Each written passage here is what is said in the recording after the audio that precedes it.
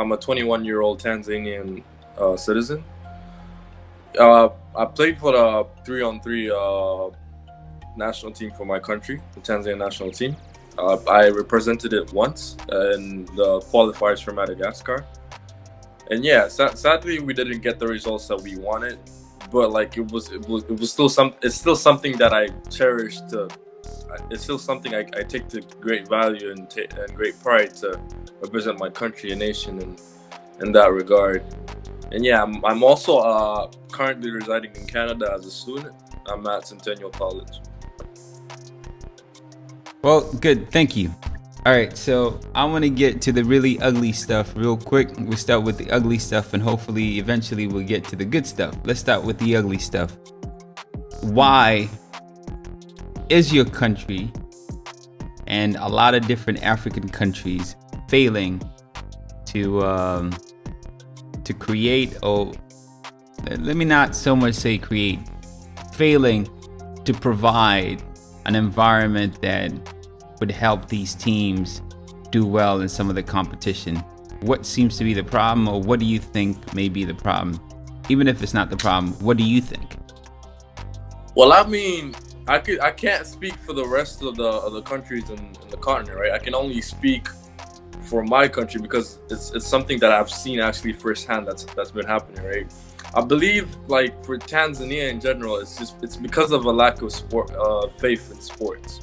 Like, I feel like our people do not realize how sport can be a very big economic value to the nation, or like how much recognition we could get through sports. And basketball being a sport, like a renowned sport, right, in the world, we don't really know the necessity of us like in capitalizing like various sports and everything like that. So I think it's just a lack of faith to what sports can bring to the economy or the nation in general. When you say lack of faith, who lacks that faith exactly? Who are you talking about? I guess the leaders. You could say the leaders that run the sports federations, or the people that like supply the funding. I can't mention names. I really don't know them.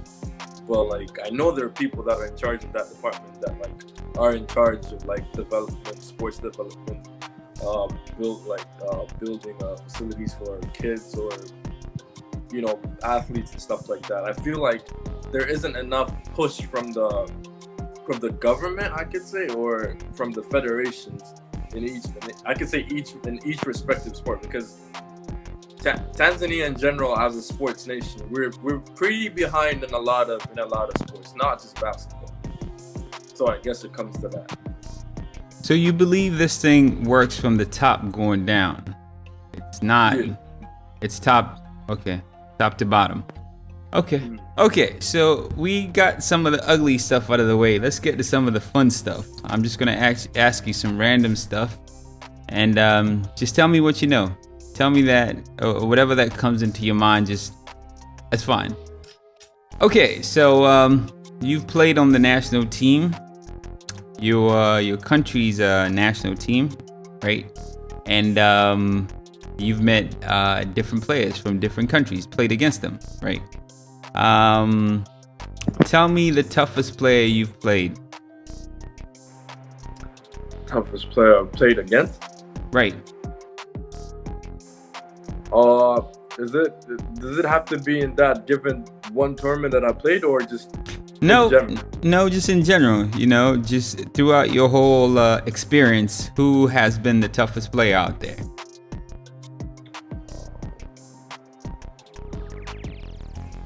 Whether, being a great defender, or just being a great scorer, or just being great on both ends. Honestly, I would have to give it to this player, the point guard from Madagascar at the time. His name is Eli, if I recall. Like, what's his name? I wouldn't say Eli. Eli. That's how I remember his name. It had a long form, but that was his first name for sure. Like, the game seemed very easy for him and as we were talking about, like you were saying that Africans are very athletic, but then like for him, it seemed like he mastered the basics of the game. Like he could do whatever he wanted in that particular tournament, just based off of his IQ and just being able to read the game. So defending him was very hard because he was not playing with his like athletic attributes. He was playing with his basketball IQ. So he was very, very hard to guard. And yeah, and if I remember correctly, I think he was the best player of the tournament. Is it okay? Let's get to the bottom of this. Do you have extensive knowledge when it comes to afrobasket? Do you actually truly do understand it? Have you been following afrobasket for a long period of time? For this year, I'm not gonna lie, not really. Not just this year. I'm talking in general. Do you follow it? In general, yes.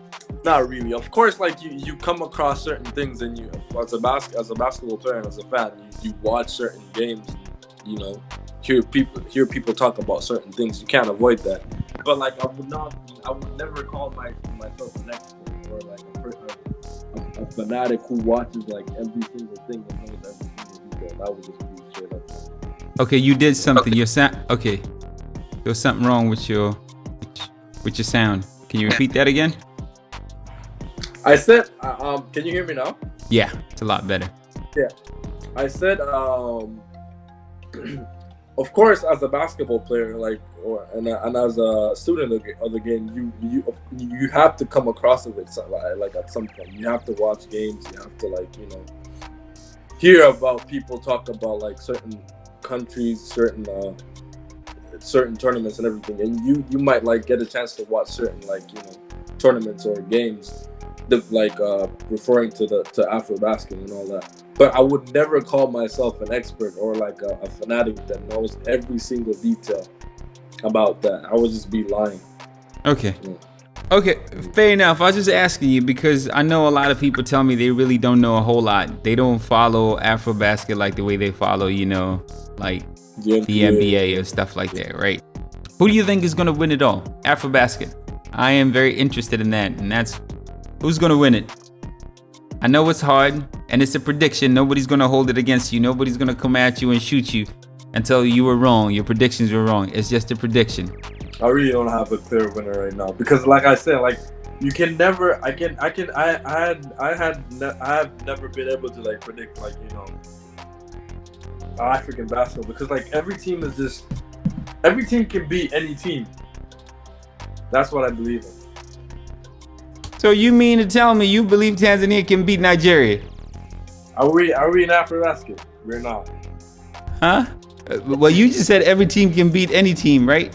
In that given tournament, yes. I believe so. I believe you're just dilly-dallying right now. You're giving me the runaround. You're being very diplomatic, or should I say political about this thing. Just give me an answer. Who do you think is going to win, man? Just predict. It doesn't matter if you're wrong. You've seen a couple of teams. Right. You have a gut feeling. Who do you like? Yes. I like the way Cape Verde play. I like the way they implement their system. I think they have a chance of winning it all. Why? Why do you like Cape Verde? Tell me. Okay, tell me a little more. Why? Okay, I want to explore more. What did you see? It's just like the way they play, the system they implement, the way they move the ball, the way they carry themselves. It's like there's a lot of like selflessness in there. You know what I mean? They play like a team. Like you can see there's a little like hindrance. There's a little like a spice of like strength and numbers in there. And I've always liked that brand of basketball. So you think they have a chance against Egypt? You think they have a chance against such teams as, let's say, they come across a Nigeria, Senegal? If they play at their best, why not? Okay. All right. And your favorite player from Cape Verde? My favorite player. I really don't know names. I could give me a number. Give me a number. You don't need to give me a name. Jersey number. Jersey.